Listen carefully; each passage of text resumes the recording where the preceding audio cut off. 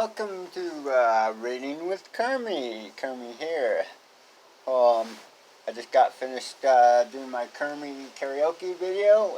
For those of you who watched, whoa, what a song. Man, it's hard to keep up with some of that stuff when you're improvising, but I'm starting to fall in love with the whole improvising gig because maybe I'll take some classes of improv. I don't know. It was fun.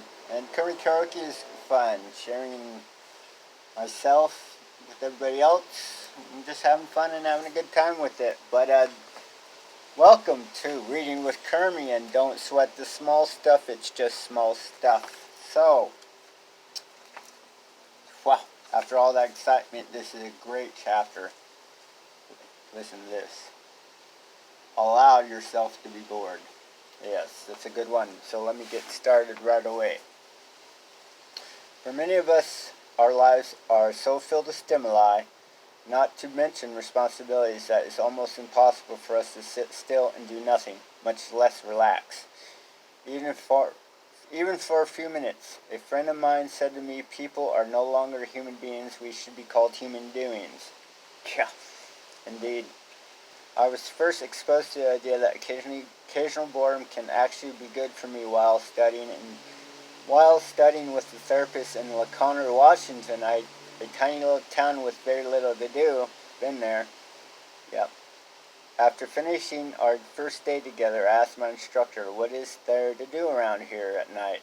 He responded by saying, what I'd like you to do is allow yourself to be bored and do nothing. This is part of your training. At first, I thought he was kidding.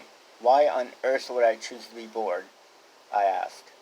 He went on to explain that if you allow yourself to be bored even for an hour or less, and don't fight it, and feelings of boredom will be replaced with feelings of peace, and after a little practice, you'll learn to relax. Alright. Much to my surprise, he was absolutely right. At first, can barely stand it. I was so used to doing something every second that I really struggled to relax. But after a while, I got used to it and have long since learned to enjoy it. I'm not talking about hours of idle time or laziness, but simply learning the art of relaxing, of just being rather than doing. For a few minutes each day, there isn't a specific technique other than to constantly do nothing. Just sit still, perhaps look out the window and notice your thoughts and feelings. At first, you may get a little anxious. It will happen, trust me. But each day it will get a little easier. The payback is tremendous. Much of our anxiety and inner struggle stems from our busy, overactive minds always needing something to entertain them, something to focus on, and always wondering what's next. While we're eating dinner, we wonder what's for dessert. While eating dessert, we ponder what we should do afterward. After the evening, it's what should we do this weekend? After we've been out, we walked into the house and immediately turn on the television, pick the phone, open a book, or start cleaning. It's almost as though we were frightened at the thought of not having something to do, even for a minute. It's getting a little windy out here. The beauty of knowing nothing is that it teaches you to clear your mind and relax. It allows your mind the freedom to not know. For a brief period of time, just like your body, your mind needs an occasional break for its hectic routine, you betcha. When you allow your mind to take a break, it comes back stronger, sharper, and more focused and creative. When you allow yourself to be bored, it takes an enormous amount of pressure off you to be performing and doing something every second of every day. Now, when either of my two children say to me, Daddy, I'm bored, I respond by saying, great, be bored for a while, it's good for you. Once I say this, they always give up on the idea of me solving their problems. You probably never thought someone would actually suggest that you allow yourself to be bored. I guess there's a first time for everything. Great practice, because I do spend a lot of alone time in my life, so I've had plenty of practicing boredom periods in my life, and I tell you, sometimes that anxiety still comes, but